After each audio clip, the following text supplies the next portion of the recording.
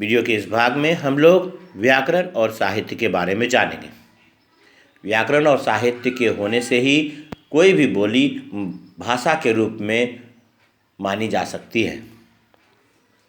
व्याकरण का सामान्य अर्थ है शब्दों का विश्लेषण। व्युत्पत्ति के अनुसार से व्याकरण का अर्थ होता है जिसमें शब्दों में प्रकृति प्रत्यय का विवेचन हो।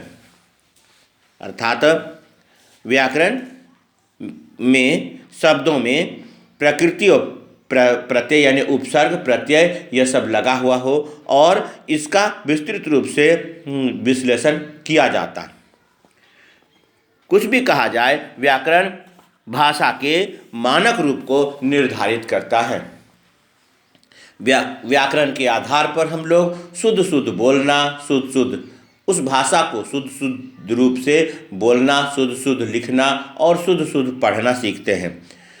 तो व्याकरण की परिभाषा इस प्रकार से दी जा सकती है कि व्याकरण एक ऐसा शास्त्र है जो भाषा के वर्णों, शब्दों और वाक्यों का शुद्ध ज्ञान और प्रयोग सिखाता है। भाषा में हम लोग सिर्फ शब्द और वाक्य नहीं, वर्णों के भी शुद्ध उच्चारण को सीखते हैं और इनका कहाँ प्रयोग करना है यह भी हम सीख पाते हैं।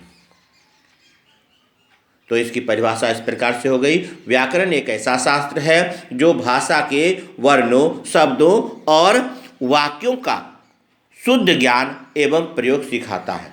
व्याकरण किसी भी भाषा का शुद्धतम रूप प्रस्तुत करने का प्रयास करता है।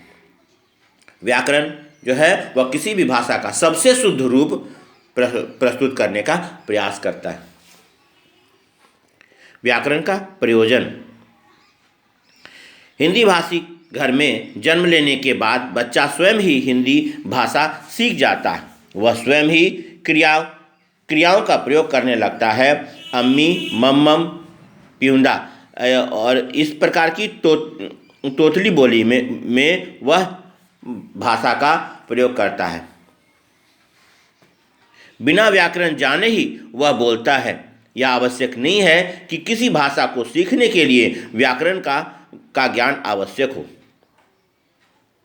व्याकरण प्रयोग करने से अधिक शीघ्रतम उस भाषा को सीखा जा सकता है।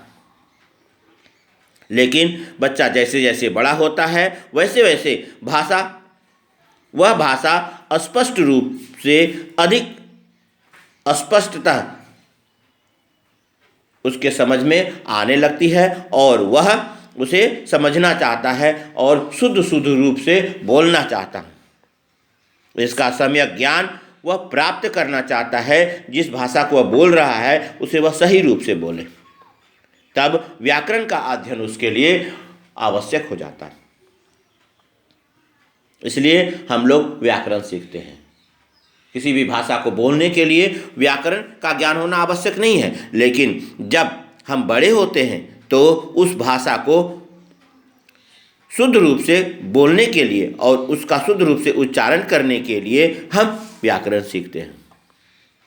अपनी मातृभाषा के अतिरिक्त यदि कोई और भाषा सीखी जाती है तो उसके ज्ञान के लिए तथा शुद्ध शब्दों और वाक्यों के प्रयोग के लिए भी व्याकरण का ज्ञान होना आवश्यक होता है।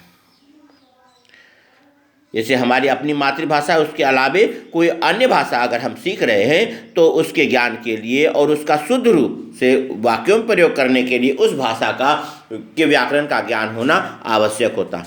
अपनी सभ्यता संस्कृति के संरक्षण के साथ भी व्याकरण को जोड़ा जा सकता है। अपने विचारों को अगली पीढ़ी तक हस्तांतरित करने के लिए व्याकरण का ज्ञान होना आवश्यक होता है, क्योंकि अगर हम शुद्ध रूप से बोलते हैं तो सुनने वाला उसे सही और शीघ्रता से समझ सकता है। इसलिए अपनी सभ्यता संस्कृति के संरक्षण में भी व्याकरण का महत्वपूर्ण स्थान होता है। व्याकरण के मुख्य अंग वह 3 माने गए हैं। जब हम किसी भी भाषा को सीखते हैं। एक छोटा बच्चा जब भाषा को सीखना प्रारंभ करता है तो उस समय वह अक्षर से शुरुआत करता है। इसलिए वह पहला जो व्याकरण का भाग है वह अक्षरों के आधार पर वर्ण विचार होता है। और जब वह बच्चा सब अक्षरों को मिलाकर शब्द बनाने लगता है तो उस समय उसके लिए आवश्यक होता है जो वह भाग है शब्द विचार। और सार्थक शब्दों के सही मेल बनाने को वाक्य विचार कहते हैं। इस प्रकार से हम कह सकते हैं कि व्याकरण के 3 भाग हैं, वर्ण विचार, शब्द विचार और वाक्य विचार। वर्ण विचार में वर्णों के स्वरूप, भेद, उच्चारण, प्रकार, उच्चारण का स्थान, वर्णों की उत्पत्ति, संयोग, संधि आदि का अध्ययन किया जाता है। इसमें वर्णों पर आधारित सारा अध्ययन होता है। शब्द विचार में शब्द के स्वरूप, शब्द का भेद, शब्द की व्युत्पत्ति, उत्पन्न शब्द का प्रकार, लिंग निर्धारण, स्त्रीलिंग शब्द है या पुल्लिंग शब्द है, इस अनुसार से वचन के अनुसार से एक वचन है अथवा बहुवचन है, यह इसका अध्ययन होता है। और काल के अनुसार से वर्तमान है, भूत है अथवा भविष्यत है, इसका अध्ययन शब्द विचार के अंतर्गत होता है। वाक्य विचार में शब्दों द्वारा वाक्य की रचना, शब्द भेद, अंग प्रत्यंग और विभिन्न प्रकार के पत्र, लेखन, प्रस्ताव, कहानी, विराम चिन्ह आदि का अध्ययन वह वाक्य विचार में होता है, जिससे हम वाक्य को सही रूप से लिख पाते हैं। इसलिए यह इन्हीं 3 तथ्यों को पढ़ने के लिए हमें व्याकरण का अध्ययन करना होता है और व्याकरण हम सही रूप से जान पाते हैं।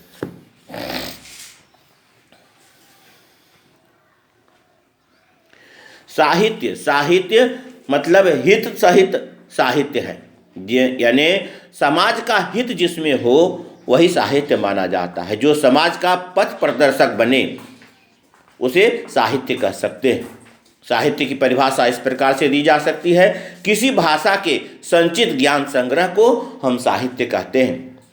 साहित्य 2 प्रकार के होते हैं, गद्य और पद्य। गद्य का अर्थ होता है कथा कहानी पर लिखा गया तथ्य, और पद्य जो कविताओं और दोहों के आधार पर होता है। तो साहित्य के दो भाग हैं, गद्य और पद्य। गद्य साहित्य, इसमें लेखक अपने भावों और विचारों को व्यवस्थित भाषा और रचनात्मक प्रक्रिया द्वारा व्यक्त करता है। गद्य का रूप है कहानी, कथा, पत्र, निबंध, संस्मरण जो याद करके पुरानी घटनाओं के आधार पर लिखी जाती है, अनुच्छेद लेखन, संवाद, उपन्यास, जीवनी, रेखाचित्र, नाटक, एकांकी, यह सब गद्य भाग में आते हैं, यानी गद्य साहित्य के रूप माने गए। गद्य साहित्य में कुछ लेखक और साहित्यकार इस प्रकार से हैं: प्रेमचंद, जयशंकर प्रसाद, आचार्य चतुरसेन, माणिकलाल मुंशी, यह सब गद्य साहित्य के लेखक हैं। पद्य साहित्य में इसमें काव्य कविता की रचना की जाती है, इसलिए पद्य साहित्य को काव्य या कविता भी कहते हैं। जब कवि अपने शब्दों को छंद, तुक, लय द्वारा व्यक्त करता है, यानी पद्य गेय भी होता है, यानी गाया जाने वाला, इसलिए इसमें छंद, तुक और लय के साथ में जब कविताओं को लिखा जाता है तो वह कविता की सुंदरता बढ़ जाती है।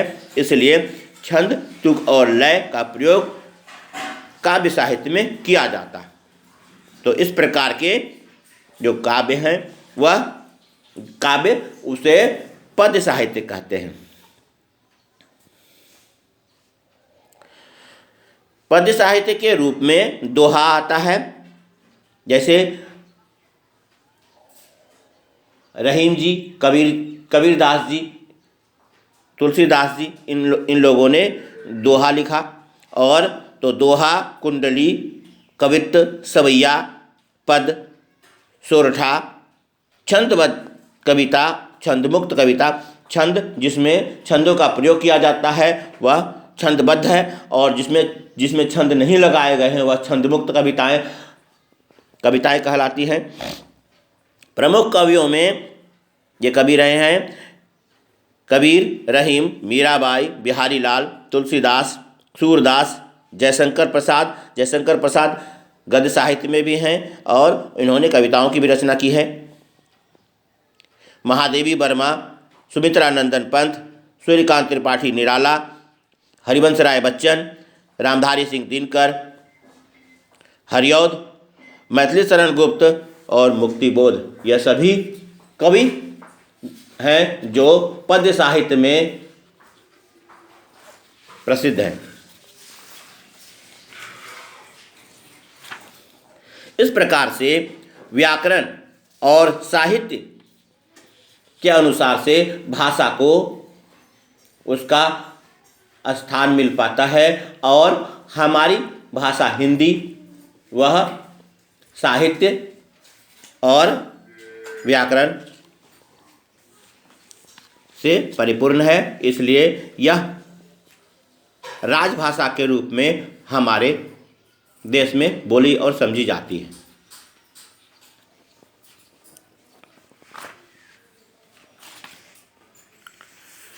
धन्यवाद।